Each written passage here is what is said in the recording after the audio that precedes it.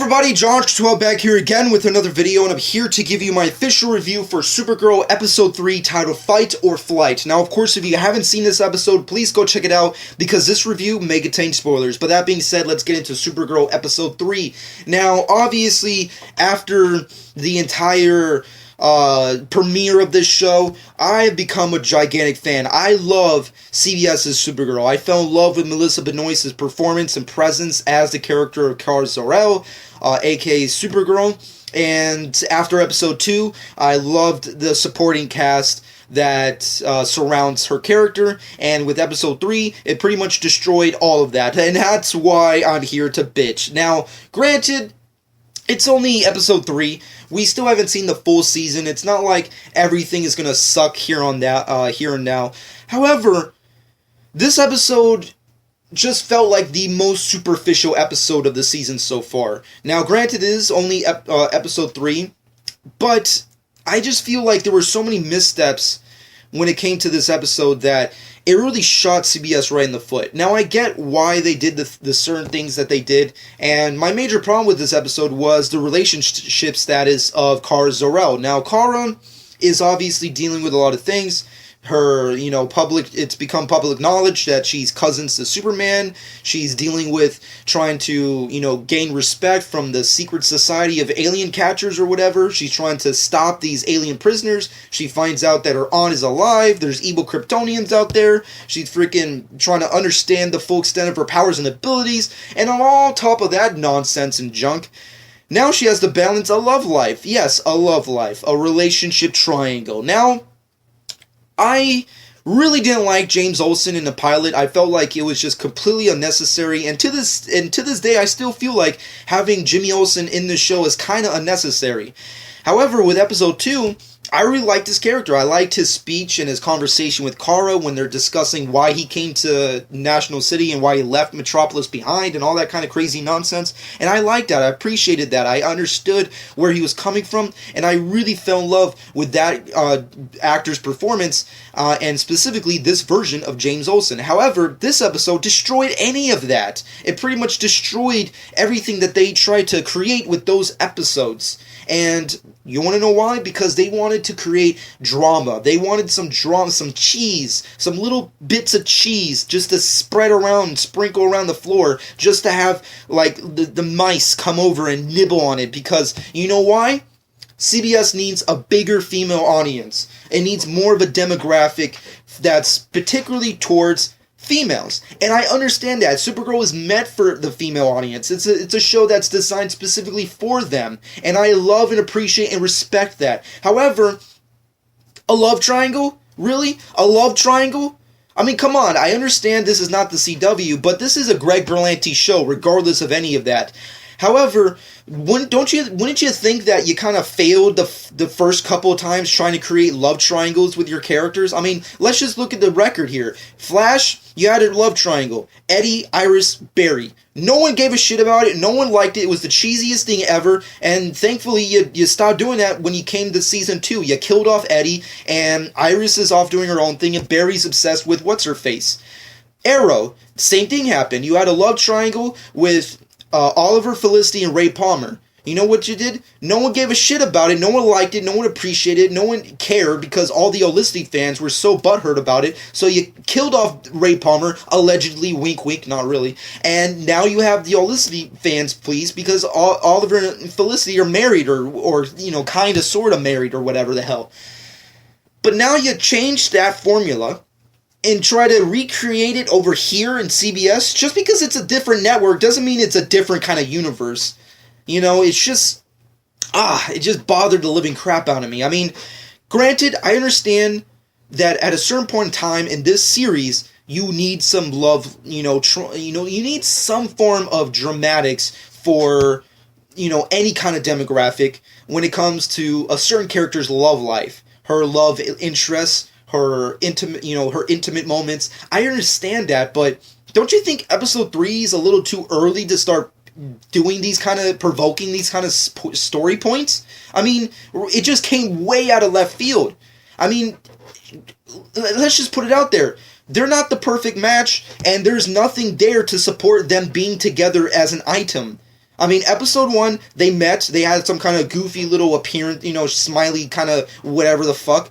Okay, whatever. Episode 2, they had one dramatic conversation, and that was pretty much it. And then you're telling me episode 3, she's already in love with the guy? Come on, that's way too easy. That's way too easy, and it's way too obvious and cliche to do that. Now, granted, I understand why they did it. I fully comprehend the logistics as to why they're trying to do this. I just don't like it. I think it's stupid. It's unnecessary. They just shot themselves. They fucking got their foot stuck in a puddle, and now they don't know what the fuck they're doing. They're fucking deer in the headlights. I personally did not like this love triangle they're trying to create with James Olsen, and freaking Kara Danvers, Supergirl, whatever. And then you have Lucy Lane, who's introduced and she was way fucking stuck in there. She came right in the end, which was so fucking stupid. And now this is the new love triangle. Supergirl, she's so obsessed with James Olsen for reasons. And then you have Lucy Lane, who's left Metropolis to come over to see James Olsen. I mean, my brain hurts just from continuously talking about it. It's just stupid and unnecessary. I did not like it. I personally wish they could have waited to do something like this. I mean, if you wanted Supergirl to get with James Olsen, or, fuck it, Jimmy Olsen. I'll always call him Jimmy Olsen because James Olsen just doesn't sound cool to me. But why so early? Why does it have to be so early? A mid-season finale kind of thing, sure. A season finale setting up major stuff for season 2, sure. But why episode 3? And if you've seen the teasers for next week's episode, you can already tell it's going to be a major love triangle thing going down, where it's Lucy's, Lois Lane's little sister is just obsessed over is Supergirl obsessed with James? Is James Olsen with Supergirl? And Supergirl, when you have Kara being goofy as ever. I don't care. I don't want to see any of it. I just want to sleep and not think about it, and then pretend it never existed, and then watch another episode that hopefully has more interesting things to offer other than another bogus-ass love triangle that no one needs to see or doesn't make any sense. That's all I can really say about that. Moving off of that nonsense, which I'm pretty sure, I've wasted way too much of your time talking about. Another real major factor I had a big problem with, not as much as the love triangle, but it still was kind of iffy, which is secret identities. Now, when it comes to the advent of the Marvel Universe, secret identities kind of seem pointless. However, in the DC Universe, they've kind of been, especially with the TV stuff, very open with. They're open to the idea of being very public with a secret identity. However, it's still a secret identity. But with the advent of Cat Grant, obviously discovering the fact that Supergirl is cousins with Superman, that becomes public knowledge, and the main villain of the week, who is titled Reactron. Once again, I know I can see the memes already. Freaking people are going crazy. The CBS needs a Cisco. I get it. But, the only reason I give it some form of credit in this episode is mostly due to the fact that I love the fact that they addressed the idea that it was stupid to make it so obvious that she is who she is. And Reactron had a purpose as well. I also really like that, because villains, when it comes to the CW universe, or with Greg Berlanti's superhero shows, they become very episodic. It becomes very villain of the week. It's very, that this character is a one and done. And I personally hate one and dones. I think it's stupid and unnecessary and just garbage storytelling. But at the end of the day, I like the fact that they gave Reactron a purpose. He finds out Kara is cousins to freaking Superman. So he seeks out revenge because he has a backstory. He has some kind of purpose, because his subplot is Superman took away something from him. Now he's going to take something away from Superman. Hence, Supergirl tries to destroy Supergirl. So I loved that. I loved how they made a major mistake with telling too many people that she is who she is, and they flipped it on its head and said, now you know why. Now you know why it's so important to keep things secretive, because if the wrong people know these things, shit will go down. And I like that. I really love that whole section of this episode. And the major thing that I really loved was the fact that Supergirl is dealing with, really learning these kind of things. She's not an expert at being a superhero. She's learning to become a superhero. And that's the beauty of what I like about the show, and which I wish it was how it was all the time. Like, instead of focusing on her love life and her stupid job with Cat Grant or whatever, and focusing on, suave, good-looking James Olsen, I want to see her hero down. I want to see her try to learn from her mistakes and learn how to become a better superhero. That's what I love to see. And that's what I appreciate from the show. It's good to see Melissa Benoist fall on her face, but then but on her own, get back up and kick some ass. That's what I love to see. That's what I fucking drool over. But this other bullshit with the love interests and the triangles is just destroying all of that. But anyways, besides all of that, a big question I have to put out there that was asked towards me is Superman. Is Superman going to make appearances throughout this season, and will we ever see him again? That was a big question I got when I was reviewing episode 2 and 1, and, well, we got our answer. Superman made an appearance on the show, and that was badass. I personally did not expect Superman to show up. Now, granted, it's pretty much the same way he was in the pilot. It's a cameo appearance. It's pretty much very blurry, and you can't really tell what they could have gotten any kind of schmuck off the set and just put him in a stupid cape in a whatever and just CGI'd some stuff.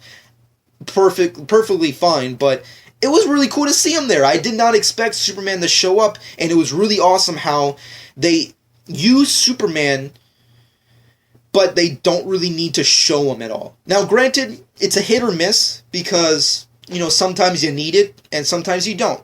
However, the way they played it out was perfectly fine, and I loved it. I loved how she's getting her ass kicked, she's trying to reason with Reactron, but it's not working, and she gets fucked over, and she's watching Reactron just about to kill her, and then bam, out of nowhere, the Man of Steel shows up and starts kicking some ass and saving her life, and it was so awesome. It was really freaking great to see that. Hell, it was even great to see freaking Jimmy Olsen's stupid-ass little watch. I'm pretty sure you're wondering, like, what the hell? Yeah, apparently, back in the day, in the comic books, Jimmy Olsen has a watch that if he presses the little button on the watch, Superman, wherever he is in any kind of point in time, can hear it and come to the rescue. Pretty much that stupid little watch is how Superman got into the show, and even though it's so stupid and so cheesy, I really liked it. I really have to commend and, give a tip to the hat to CBS for putting that in, because it's really cheesy and it's really stupid, and I really freaking think it's like one of the dumbest pieces of technology I ever seen in the comic book, out of the many others, but it was really cool to see that. It was very fun to be like, how did you know? How did he know this? Come and save me. It's like, yeah, the watch I'm wearing here, yeah, when I press the button, he shows up. Holy shit! How are we not pressing that button on a daily basis is beyond me, but whatever. Really cool to see that go down. And, of course, we see some other stuff kind of go down. Maxwell Lord makes his full appearance. I was kind of 50-50 with the actor. I like the actor, but I feel like his presence wasn't really all the way there. But once again, only episode 3. We have to see how the full season progresses.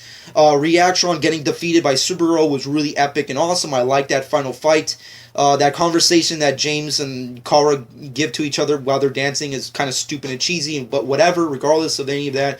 The big thing that really ended this episode well was the conversation she has with Superman, because after a certain point in time in the episode, she starts to talk to Superman. They have this conversation where, not in person obviously, but they have a conversation where he's proud of her, and he's so proud that she was able to do something that he could have never done, which was stop Reactron, and it was such a beautiful moment. I love that. I wish this episode ended with that conversation she had with Superman, instead of ending it with that dumbass love triangle bullshit.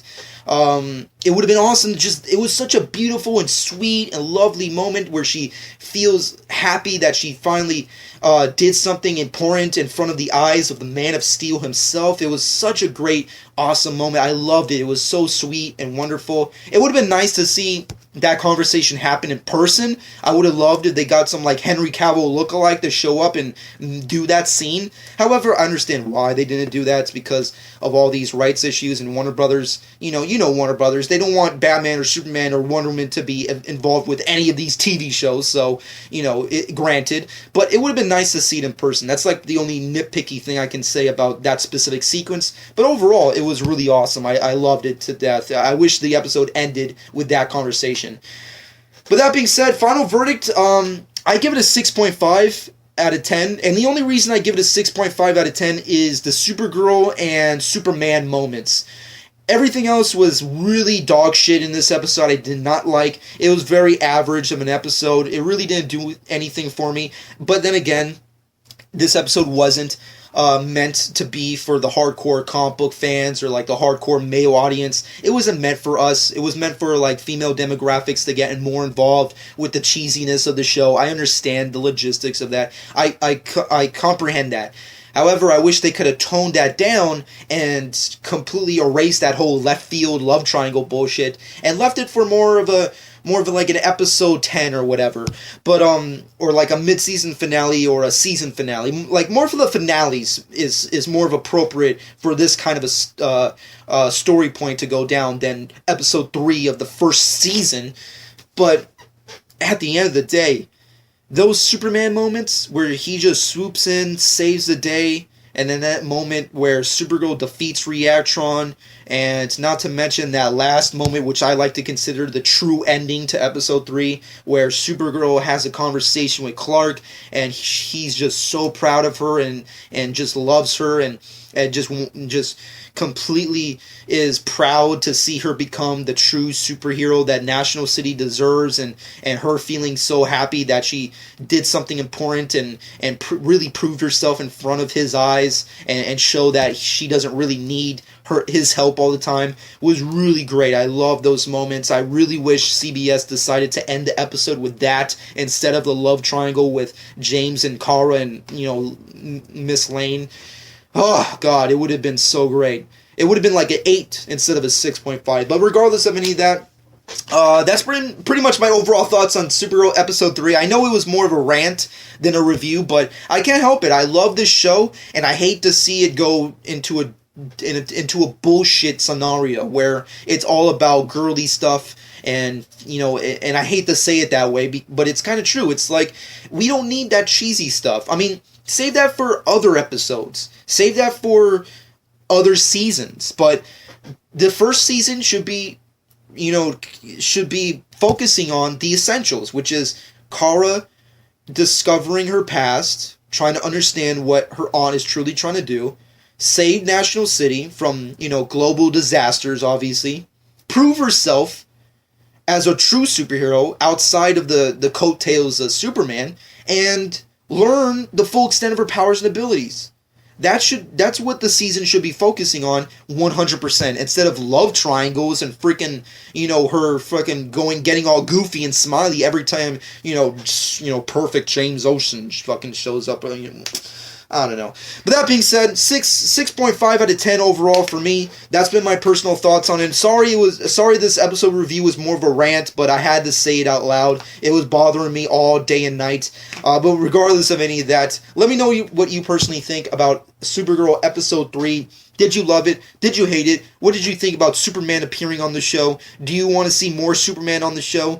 And of course, what did you think about Reactron and this way out of left field love triangle between Kara and James and Lucy Lane? Let me know your personal thoughts about all of this in the comment section below and your personal final verdict. That being said, follow me on Twitter and Instagram at JohnJock12. Subscribe to my channel if you haven't done so already, and I hope you guys enjoyed, and this has been JohnJock12.